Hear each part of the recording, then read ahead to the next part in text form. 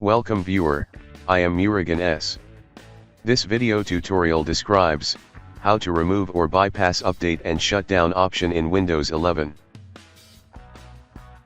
Type Services in Windows search bar, click Services.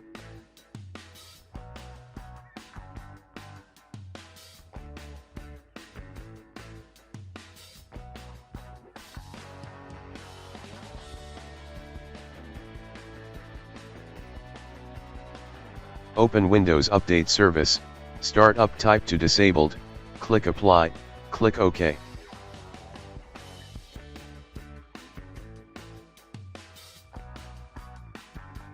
Type CMD in Windows search bar, right-click Run as administrator.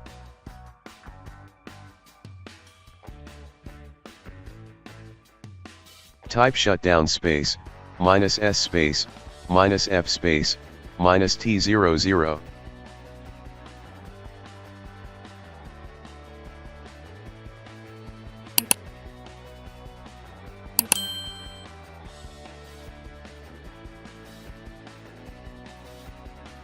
I hope this video tutorial helps to you.